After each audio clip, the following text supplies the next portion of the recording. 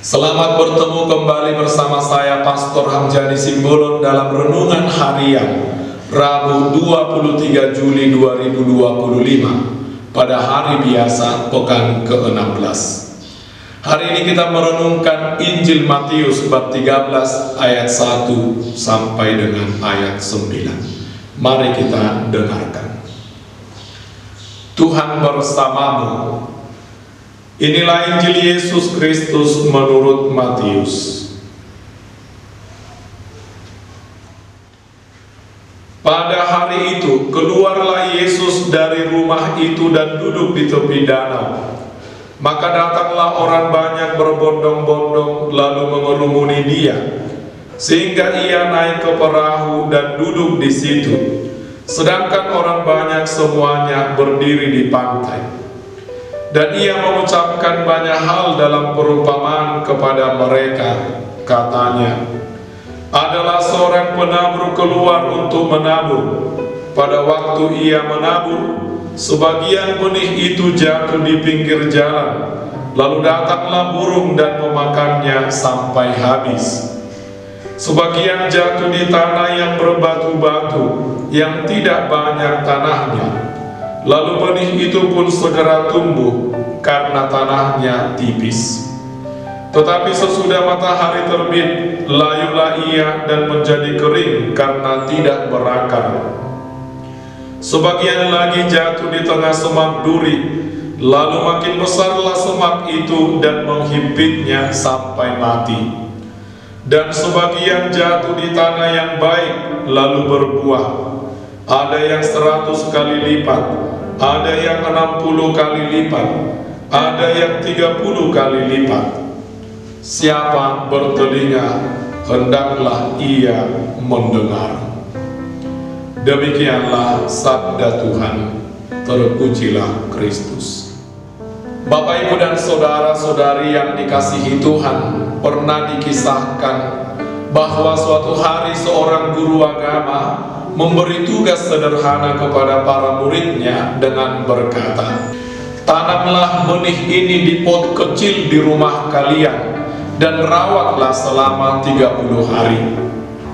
Semua anak pulang dengan semangat, tetapi hanya satu anak namanya Thomas yang setiap hari menyiram, menaruh pot di tempat yang cukup cahaya dan menjaganya dari semut dan rumput liar. Sebulan kemudian semua kembali. Beberapa pot tidak tumbuh sama sekali, sebagian layu. Hanya pot milik Thomas yang menghasilkan tanaman kecil yang segar. Guru itu berkata, inilah gambaran sabda Tuhan. Hanya hati yang tekun dan peduli yang akan menghasilkan buah. Banyak orang hanya menaruh benih itu, tetapi tidak merawatnya. Perumpamaan yang baru kita dengarkan lewat bacaan Injil tadi sangat terkenal dan memiliki makna yang mendalam. Benih adalah sabda Tuhan, dan tanah adalah hati kita masing-masing. Kita semua menerima sabda Tuhan entah lewat misa, membaca kitab suci, atau nasihat orang lain.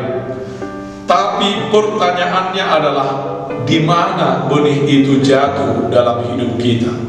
Apakah sabda Tuhan hanya sekilas kita dengar, lalu dilupakan seperti benih di pinggir jalan? Apakah kita semangat di awal, tetapi mudah putus asa saat cobaan datang seperti tanah berbatu? Apakah kita terlalu sibuk dengan urusan duniawi hingga sabda Tuhan tercekik seperti semak duri? Ataukah hati kita adalah tanah yang subur, siap menerima, menyimpan, dan menghasilkan buah? Bapak, Ibu, dan saudara-saudari yang dikasihi Tuhan, tentulah pertama-tama kita diajak untuk selalu membuka hati untuk mendengarkan sabda Tuhan. Meluangkan waktu untuk membaca kitab suci walau hanya satu ayat saja. Kemudian memeliharanya dalam hati yang subur dengan cara merenungkannya terus-menerus. Menjadikannya sebuah semangat dalam diri kita dan mewujudkannya dalam tindakan nyata. Selain itu, kita juga diajak untuk menjaga hati dari semak duri duniawi, agar tetap memiliki hati yang subur, tempat di mana sabda Tuhan bertumbuh dan merasuki diri kita. Oleh karena itu, kita perlu waspada pada semak duri duniawi, yakni kekhawatiran, kesibukan, dan ambisi yang berlebihan yang bisa menenggelamkan kehidupan rohani kita. Bapak, Ibu, dan saudara-saudari yang dikasihi Tuhan, Tuhan bersabda, siapa bertelinga, hendaklah ia mendengar.